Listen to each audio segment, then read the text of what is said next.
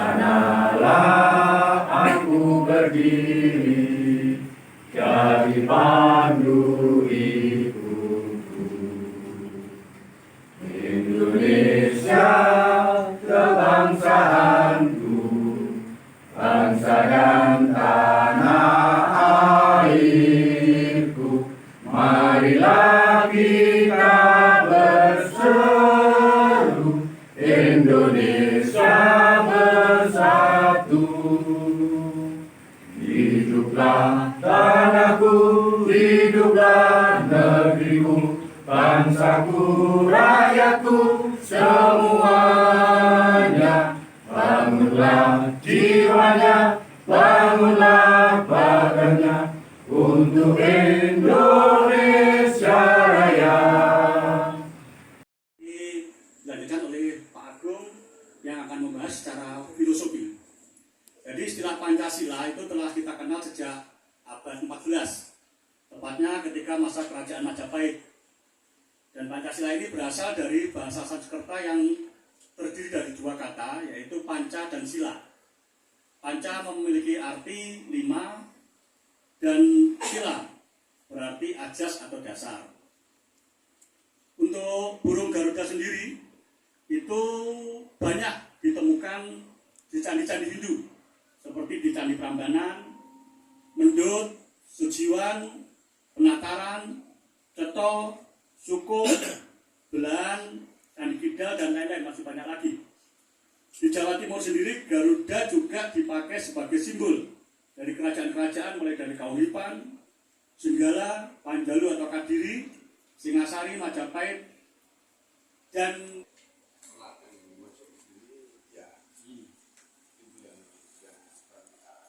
jadi di sini mungkin kita melihat pahatan di gua, di alam menurut saya. Yang lain kan kayak dibikin di batu, di apa, mungkin ini di Selomangkleng ini termasuk istimewa. Jadi kita patut bangga sebagai orang Kediri mempunyai leluhur yang membuatkan itu. Dan secara tidak sengaja sendiri, waktu tanggal 18 Mei itu saya sama Pak Agung sama Joko Jenar habis ketemuan bersama Joko Jenar itu cari makan di Jalan Doho. Ya nggak sengaja itu berhenti di depannya gang Gedong. Saya juga nggak tahu selama ini, baru tanya Pak Agung, mungkin Tuhan punya rencana, ditunjukkan di situ ternyata ada. Sama Joko Jenar di foto, tak upload di grup, bukan Mas itu tempatnya itu tak. Baru itu saya tahu. Akhirnya masuk sama Joko Jenar, ya mungkin secara pribadi saya banyak masukan dan bimbingan dan ada kenang-kenangan dari sana yang intinya ini loh, kamu mau membahas tentang lahirnya Pancasila, kamu tak tunjukkan di Kediri itu ada. Jadi saya pun mungkin mau Kediri sih kurang tahu tentang tempat-tempat bersejarah, saya juga kurang paham. Jadi saya pribadi mungkin lebih. Dan ketiga, Garuda memanggul seorang wanita.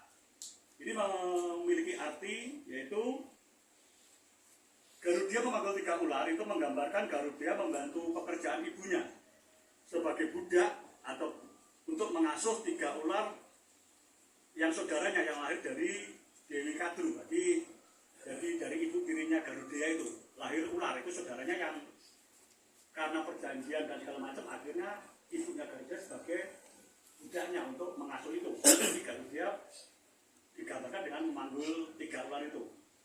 Yang kedua, Garuda memanggul sebaguci. Itu menggambarkan ketika sudah dewasa, Garuda mengajukan permohonan kepada Dewi Kadru atau ibu tirinya itu agar bersedia membebaskan ibunya dari perbudakan.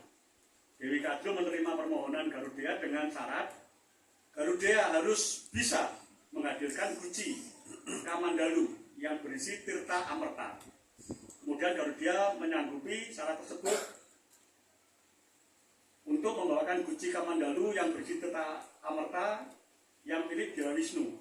Maka Garuda segera menghadap Dewa Wisnu untuk meminjam guci Kamandalu tersebut, dan Dewa Wisnu berkenan memberikan dengan syarat, yaitu Garuda harus menjadi tunggangan beliaunya, dan Garuda menerima syarat tersebut. Sehingga kita juga banyak melihat ada di candi-candi atau derip Dewa Wisnu menunggangi Garuda, sampai ada juga Garuda Wisnu Kencana. Ini juga berasal mula dari cerita seperti ini. Ketiga, Garuda memanggil seorang wanita, yaitu menggambarkan setelah Guci Kamandarut bisa dihadirkan di hadapan Dewi Kadru, maka ibundanya Garuda bisa dilepaskan dari perbudakan. Jadi ditunjukkan dengan bahasa tadi Garuda memanggil seorang wanita. Nah, dari sinilah Presiden Soekarno menggali filosofi Garuda Pancasila sebagai lambang negara untuk perjuangan, gambaran perjuangan anak bangsa di dalam membebaskan Ibu Pertiwi. Jadi di sini Pak Karno untuk memerdekakan bangsa Indonesia ini mengambil lambang Garuda Pancasila. Di sini untuk membebaskan perbudakan dari bangsa asing, penjajah, mengambil filosofi seperti Garuda membebaskan ibunya yang nyunggi apa tadi? Wanita tadi. Ini sejarahnya kalau kita bawa ke masa-masa leluhur kita seperti itu. Sampai sekarang kita pakai sebagai adalah wujud dari dasar ini. Itu bagian dari bunga-bunga keyakinan. Maka dari itu kita tidak boleh sombong akan suatu keyakinan kita. Karena dasarnya dari sini. Ini ada bunga keyakinan.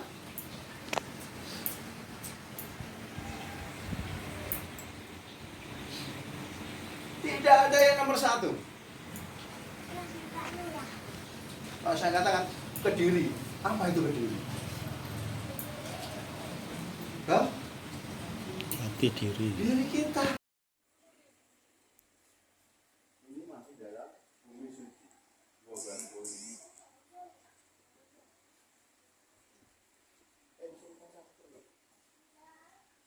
Karena usia bayi 7 bulan di kandungan itu sudah tua ibu. Dia baru cahaya. Jadi dia akan diatur seperti siapa orangnya. Begitu juga apa yang disampaikan dengan tadi Bapak. Disinilah terjadi perjanjian istri. Kesempurnaannya di sini. Ya.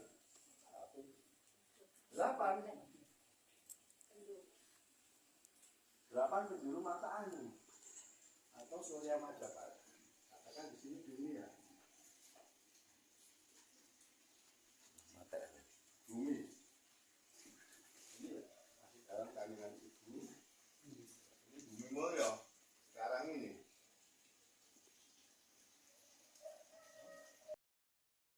Adat dan budaya kita.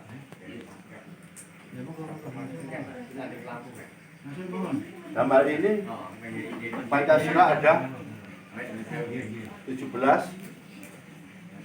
angka 17 berada di sayap.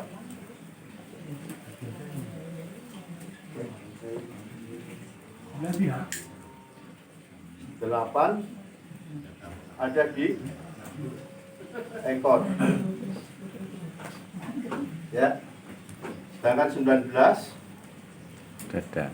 ada di pangkal Leher. Kemudian 45 ini ada di leher. Artinya filosofi ini sangat dalam sekali karena di sini menggambarkan kemerdekaan RI. Sebenarnya kenapa harus tanggal 17 tidak tanggal 15 atau tanggal 2? Tapi kenapa harus tanggal ini? Ada yang tahu?